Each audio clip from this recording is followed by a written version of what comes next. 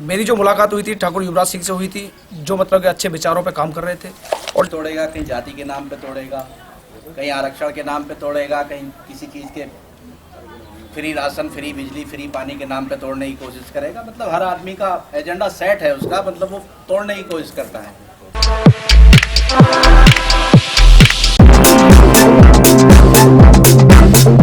जितने भी किसान यूनियन हिंदुस्तान में आज तक हैं, उनके अंदर ना तो सोच है, ना कुछ कर गुजरने की उनके अंदर क्षमता है। वो सिर्फ अपना राजनीतिक एजेंडा तय करती हैं, क्योंकि वो कॉन्सेप्ट ही नहीं है।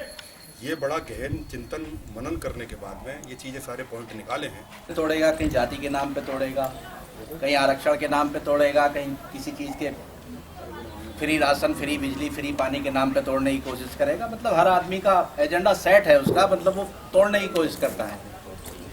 अगर हमने सोचा कि कोई ऐसा संगठन भी होना चाहिए कि जो सृजनात्मक कार्रवाई करे समाज के अंदर जाके और तोड़ने की बात कम करे, जोड़ने की बात ज़्यादा करे। तो हमने एक संगठन बनाया है भारतीय किसान यूनियन हिंद के नाम से। वैसे तो बहुत सारे आपने देखा होगा कि अभी पिछले 1-1.5 साल से हम यही चीज़ें देख रहे हैं, आप देखते आ रहे हैं। किसान यूनियनों के नाम पे लोग जो है वो राजनीति तो करते हैं, मगर उनका एजेंडा फिक्स होता है। कहीं ना कहीं वो किसी ना किसी अपने लालच से जुड़े हुए हैं, या कुछ ना कुछ उनके एजेंडे सेट है कि हमें इस देश को तोड़ना है। मैं किसी का नाम नहीं लेना चाहता, लेकिन हमारे पश्चिमी उत्तर प्रदेश के ही एक नेता हैं जिनका नाम हम पिछले 1-1.5 साल से सुनते आ रहे हैं, टीवी पर देखते आ रहे हैं। तो तरह तरह की कार्रवाई वो करते रहते, तो रोज़ उनकी नई बात ही समझ वो आती थी।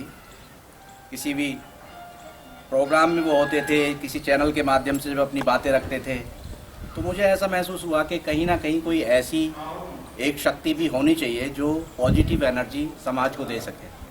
तो हमने ये संगठन शुरू किया भारतीय किसान यूनियन हिंद के नाम से। और इसके मैं संक्षेप में आपको मुख्य बिंदु बताऊंगा कि हमारी मांगे क्या क्या हैं, एजेंडा हमारा क्या क्या है, क्या होना चाहिए।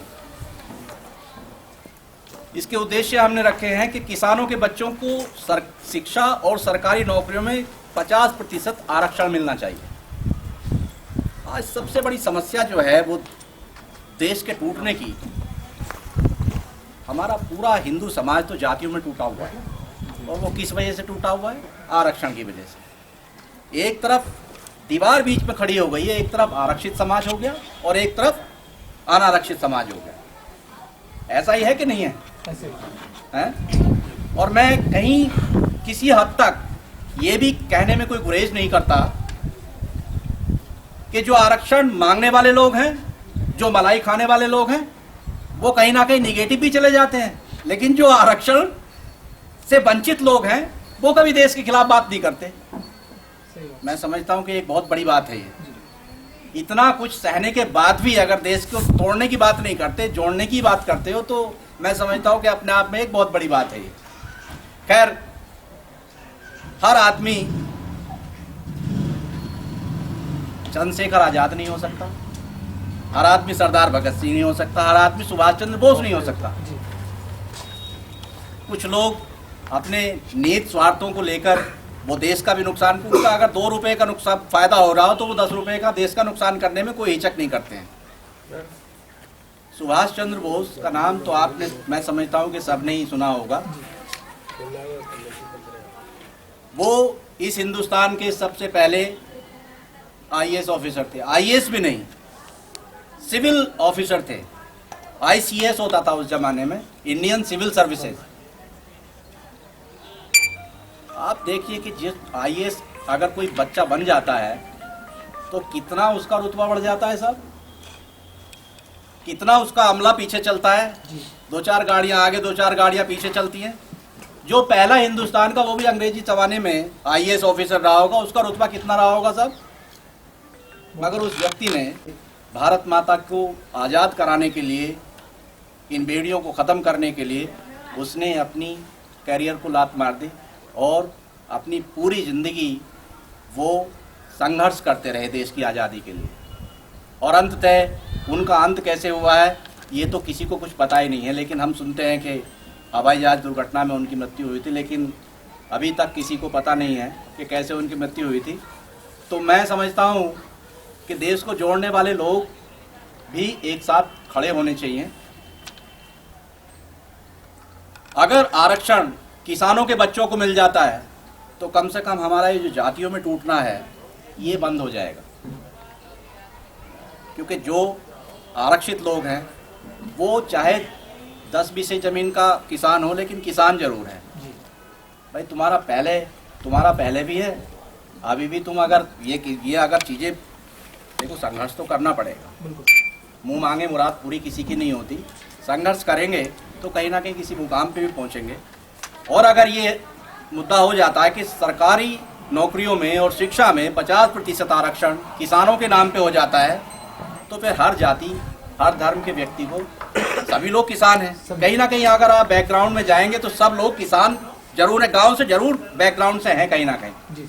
अगर चावड़ी बाजार के अगर किसी बनिए को भी पूछोगे ना तो कहीं ना कहीं वो बताएगा जरूर, साहब राजस्थान से हम किसान थे, मेरे फादर वहाँ काश्तकार थे।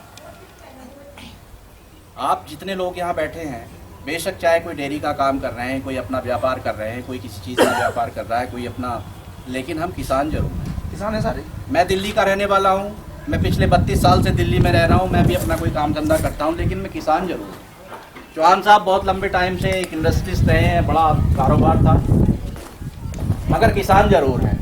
युवराज जी भी कुछ ना कुछ करते हैं, मतलब हम लोग सभी जो है वो किसान जरूर है कहीं ना कहीं। तो जो जातियों के तोड़ने की जो एक साजिश है, ये साजिश नाकाम हो जाएगी। प्रधान जी के लेके और जो भी सम्मानित भाई बैठे हुए हैं, बड़े भाई ने सारी बातें बताई दी हैं जो हमारे मेन मुद्दे हैं। जितने भी किसान यूनियन हिंदुस्तान में आज तक हैं, उनके अंदर ना तो सोच है, ना कुछ कर गुजरने की उनके अंदर क्षमता है। वो सिर्फ अपना राजनीतिक एजेंडा तय करती हैं, क्योंकि वो कॉन्सेप्ट ही नहीं है। ये बड़ा गहन चिंतन मनन करने के बाद में ये चीज़ें सारे पॉइंट निकाले हैं कि हमारे हिंदुस्तान के किसानों का हालत कैसे सुधरे। आज़ादी के बाद भी 70-80 साल हो गए, हम वहीं के वहीं गिरे जा रहे हैं। क्रेडिट कार्ड बना दीजिए, कुछ भी कर दीजिए, तो एक एक आदमी 11-11 के बराबर होता है। सब अपने साथ 10-10-20 बंदों को जोड़ें और उस तरीके से संगठन का विस्तार करें। तो मेरा कहना यही है कि आप जिस तरीके से चाहें, कुछ लोगों को आप जिम्मेदारी भी देंगे, फिर आप अपनी टीम बनाएं और चौहान साहब बताएंगे सारी चीज़ों को किस तरह आगे बढ़ाना है।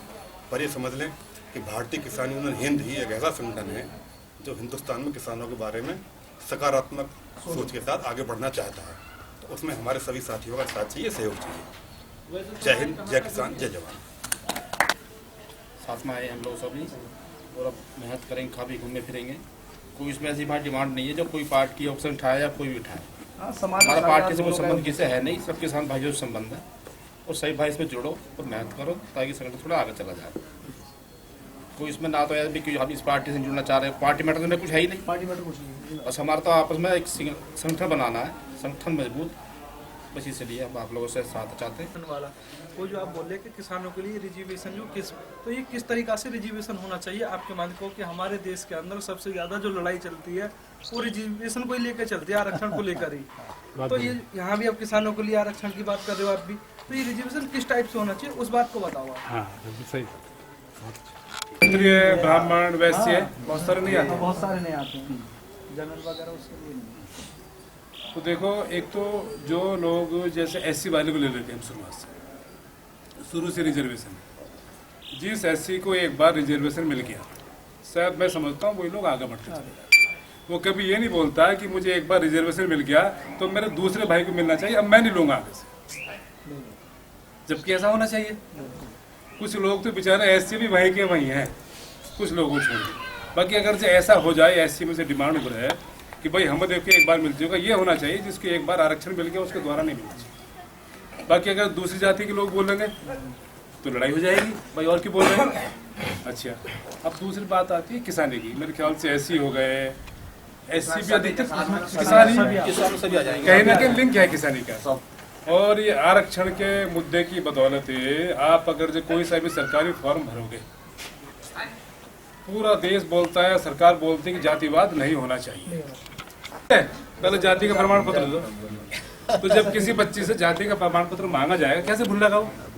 फिर वो पूछेगा, जैसे मान लो कोई स्वर्ण का बच्चा कि जी मेरी जाति, इस बच्चे के 90% नंबर आए थे, मेरे 50 आए, तो मेरा नंबर क्यों नहीं आ रहा? तो बोला भाई तू इस जाति का, ये इस जाति का, तो उसके अंदर एक विद्वेष पैदा होता है। हाँ।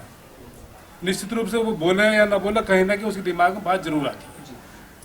अच्छा, और इस बात से होते हुए आज जितनी सरकारें जो गलत बन रही है, वो जातिवाद की वजह अब वो अपनी जाति को तो नहीं बढ़ाती आगे। जो नेता होते हैं, मंत्री होते हैं, मुख्यमंत्री होते हैं, वो लोग बहुत आगे निकल जाते हैं और आरक्षण के नाम पर ही पूरे देश को भड़काया जा रहा है। जितनी राजनीति हो रही है, मेरे ख्याल से आरक्षण के बिना तो राजनीति है ही नहीं। और कुछ लोग सोचते थे कि आरक्षण दे के लोगों का भला हो जाएगा, नहीं हो पाया ना भला। अभी भी 70 साल बाद भी पूरा देश वहीं का वहीं टिका हुआ और उतना जातिवाद पहले नहीं था जितना जातिवाद अब हो गया। और मैं समझता हूँ शायद हमारी आने वाली पीढ़ी को जाति, जैसे मैं 12वीं क्लास में था, पता नहीं 10वीं में, तो मुझे लिखना पड़ा था कि भाई हमारी जाति कौन सी, पिताजी से पूछना पड़ता, हमें तो पता नहीं था, बच्चे थे। तो ऐसी करके जब आपको आपकी जाति बार बार याद दिलाती रहेगी तो किस जाति का आप कैसे भूलोगे जाति? तो आरक्षण अगर जे हम लोग आरक्षण बहुत दिनों से काम कर रहे हैं, मगर उससे समाधान नहीं निकल गया। अब अधिकतर जितने SC हो गए, BC हो गए या स्वर्ण हो गए, सब किसान हैं। तो भैया क्राइटेरिया रख लो कि 30 बीघे तक आप जिसकी इतने खेती है उसको आरक्षण मिल जाए, उसके बच्चों को नौकरी मिल जाए। तो एक तो ये धीरे धीरे जातिवाद खत्म हो जाएगा, क्योंकि आजकल की नई पीढ़ी आपने भी देखा होगा बहुत कम जाति की बात करती है। अगर उसके ऊपर जोर न डाला जाए तो किसी भी समुदाय में शादी करने के लिए तैयार हो जाता है। मगर जब पीछे जाति का जहर सिखाया जा रहा है हर जगह जाति का, वो किसी भी कंपटीशन का फार्म भरेगा जाति। तो हमारा एक तो मुद्दा आरक्षण से ये है कि जब एक बार कोई आंदोलन उठेगा, लगभग हमारे इसको 7-8 महीने हो गए हम प्रयास करते हैं इसके लिए। आपके यहाँ पहली बार आए, तो अब आरक्षण के लिए हम जातिवाद का खात्मा कैसे किया जाए। जैसे मैं दलितों में बात करता हूँ, जब चलो ये बात चल पड़े कि किस आधार पर बात हो, तो देखो दलित लोग सोचते हैं कि भाई हमारी जाति छोटी है, दूसरे लोग हमारी जाति को छोटा समझते हैं। ऐसा ही है जी। अब उसका बड़ा बनाने का इलाज क्या है? क्योंकि मायावती मुख्यमंत्री बन गई, अब ये भी अपने आप को दलित बोलती है। भाई वो दलित शब्द कब हटेगा वो बात बताओ कि जी मैं अगर MLA बन जाऊंगा, विधायक बन जाऊंगा या IAS बन जाऊंगा तो फिर मैं दलित नहीं रहूंगा। और जो हकीकत में दलित का मतलब जो आदमी गरीब है। नहीं थे, लेकिन अब इतने जिज्ञासु हो गए, मतलब कि हमें भी लगता है कहीं ना कहीं हमें समाज का हिस्सा बनना चाहिए। बहुत सुंदर बात है। इस जिद पे हमको काम करना चाहिए। फौजी भाई रिटायर्ड हैं तो अब करेंगे काम। हम तो पूरी जिद पे हैं, मतलब कि सामाजिक कार्यों में तो हमें कहीं खड़ा कर लो और कितना भी कर लो, गवर्नमेंट के हिस्से में हम शामिल हो चुके हैं ऑलरेडी। हमें दुनिया की किसी कमाई के पीछे भागने की आवश्यकता नहीं। नेताजी, खुर्जा के पास एक किला जगह है, यहाँ पर एक आपने बैठक करी है, आपका है खुशहाल किसान सशक्त जवान समृद्ध भारत। किस मुद्दों को लेकर, किस विषय पर चर्चा करी, जरा बताइए हमारे। देखिए, हिंदुस्तान में आज तक जितने भी संगठन किसानों के बने हैं जी, ना तो उतनी उनके अंदर सोच है, ना कुछ कर गुजरने की क्षमता है। हमारा संगठन है भारतीय किसान यूनियन हिंद, जो अब क्षेत्र में हम भ्रमण करना पे स्टार्ट हो गया है। खुर्जे के पास एक किले गाँव है, होराम सिंह जो विधायक जेवर के थे उनका। यहाँ पर हमारे साथी फौजी भाई, प्रधान जी, सारे लोग इकट्ठे हैं, भाई साहब हैं साथ में, ये हैं भाई जी। तो हमारा कहना ये है कि किसान की 70-80 साल में जो भी चीज़ें सुधरी नहीं आज तक, आज़ादी के बाद भी सारी सरकारों ने कोशिश कर ली, मन से किसी ने नहीं की। तो हमारा जो इसमें आपको हमने पंपलेट दिया है, इसमें हमारे 8-10 बिंदु ऐसे हैं जिससे किसान की पूरी काया पलट हो जाएगी। उस चीज़ को हमें क्षेत्र में किसानों तक पहुँचाना है और धीरे धीरे हर जगह सभा करनी है छोटी, उसके बाद में बहुत बड़ी सभाएँ करनी है। वही पुनरावृत्ति हम कर रहे हैं धीरे धीरे जी। आपसे सर, आप जो किस पद में हैं इस किसान हिंद में, और डिटेल्स बताइए थोड़ी सी। मैं भारतीय किसान यूनियन हिंद का राष्ट्रीय महासचिव हूँ। मेरा नाम सुरेंद्र सिंह है और इस संगठन को बनाने का हमारा उद्देश्य यही है कि जाति विहीन समाज की संरचना करना। क्योंकि जो भी किसान संगठन काम कर रहे हैं, चाहे वो राजनीतिक संगठन हो चाहे अराजनीतिक संगठन हो, हर एक आदमी का अपना एक मुद्दा होता है और वो कहीं ना कहीं डायरेक्टली और इनडायरेक्टली राजनीति से जुड़ा हुआ है और समाज को तोड़ने का काम कर रहे हैं सभी लोग। कोई जाति के नाम पे तोड़ता है, कोई धर्म के नाम पे तोड़ता है। हमारा प्रयास होगा कि हम इस संगठन के अंतर्गत जो भी गतिविधियां करेंगे, कभी भी ऐसा एहसास आप लोगों को नहीं होगा या समाज को या देश के लोगों को ऐसा एहसास नहीं होगा कि कोई हम तोड़ने की बात कर रहे हैं। हमारा हमेशा प्रयास ये होगा कि समाज को जोड़ के रखा जाए, किसान के नाम पे जोड़ के रखा जाए, क्योंकि हर व्यक्ति किसान है, किसानों का देश है और मोर देन 80% लोग अभी भी किसान हैं, किसानों के घर से हैं, चाहे वो दिल्ली में रहता हो, चाहे किसी भी कहीं भी किसी व्यवसाय से जुड़ा हुआ हो, लेकिन वो कहीं ना कहीं किसान ज़रूर है। इसलिए ये एक आम आदमी की लड़ाई होगी और ये इतना बड़ा आंदोलन बनने जा रहा है। मैं आपको विश्वास दिलाता हूं कि 3 महीने के अंदर अंदर ये देशव्यापी आंदोलन बनेगा। फौजी भाई, आपके यहाँ आगमन हुआ, अपना परिचय दीजिए और किस विषय को लेकर मोटरसाइकिल? मेरा नाम शिवराज सिंह और मैं गांव हबीपुर से बिलोंग करता हूं, अभी खुर्जा में रहता हूं। मेरी जो मुलाकात हुई थी ठाकुर युवराज सिंह से हुई थी, जो मतलब कि अच्छे विचारों पे काम कर रहे थे और जो अभी तक मतलब कि इन्होंने जो पेश किए हैं हमारे सामने, 10 से 12 पॉइंट जो भी किए हैं, ये एक समाज को लेकर के, जातिवाद के निवारण को लेकर के, लड़ाई झगड़े, इन सब चीज़ों को लेकर के कहीं ना कहीं एक समाज बनाने की जो संगठन थी, जो यूनियन थी, उस यूनियन पे जो काम कर रहे थे, ये सारे विचार कहीं ना कहीं हमारे जहन में मतलब घर कर गए। तो हमारा मानना ये है कि हम इस समाज के साथ में और भाई साहब के साथ मिलकर काम करें और एक काम करने का जो मतलब कि जो रिजल्ट आने वाला है वो पॉजिटिव आए, जिससे एक आम आदमी को और किसान भाइयों को फायदा हो। बात यदि हम करते हैं जातिवाद की जी, तो हमारे देश में विशेषकर जब चुनाव का समय आता है, राजनीति के हिसाब से जातिवाद उठता है, उसमें आप क्या कहेंगे? देखो, जातिवाद का मतलब, राजनीति का मतलब ही जातिवाद और आरक्षण को लेके है। जब ये दोनों सवाल नहीं रहेंगे, राजनीति नहीं रहेगी। जब राजनीति नहीं रहेगी तो ये पार्टियां नहीं बनेंगी, पार्टियां नहीं बनेगा देश नहीं चलेगा। ये तो सब चीज़ें चलती रहेंगी, वो एक अलग बात है। लेकिन जो एक आम आदमी के हक में जो फैसले लेने चाहिए, वो फैसले नहीं लेती हैं राजनीतियाँ। तो इन्होंने क्या अपने मतलब से प्रचार को बढ़ावा दे करके एक आम आदमी को जुलूस में अपने साझे में लेकर के ये सारी चीज़ों करते हैं। इन सब विचारों को लेकर के जो मतलब नीचा दिखाया जाता है ना, बाद में अपना मतलब उल्लू सीधा हुआ और अपने अपने घर अपने अपने रास्ते पर चलते हैं। वो विचार नहीं है यहाँ पे। उन तमाम विचारों को जो भाई साहब ने हमारे सामने रखा है, हम इन विचारों के साथ में हैं और हमेशा रहेंगे। जी, मेरा नाम कमल कुमार है, मैं जेवर रामपुर का रहने वाला हूँ, अभी खुर्जा में रहता हूँ जी। मेरे को सर की एक बात बहुत अच्छी लगी कि किसान है, जैसे किसान 60 साल की उम्र पे आया, उसके 4 बेटे हुए, वो 4 बेटे बड़े होते सबसे पहले वो मेरे हिस्से की ज़मीन दे दो। बाद में पता लगता है कि जो बाप उस हिस्से की ज़मीन को देता है कि उसके खाने के लिए दाना नहीं रहता। गवर्नमेंट कम से कम उसे पेंशन दे के वो किसी के भरोसे न रहे। सही बात।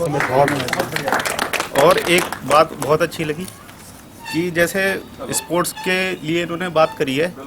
स्पोर्ट्स में सबसे अच्छी बात है कि हर गांव में एक खेल का ग्राउंड होना चाहिए जहां बच्चे इकट्ठे हो खेलें और जो खेल का स्तर आगे बढ़े वहां से, गांव से, और वो राष्ट्रीय लेवल तक पहुंचे, आगे देश के लिए खेले। फिर ये सबसे अच्छी बात है।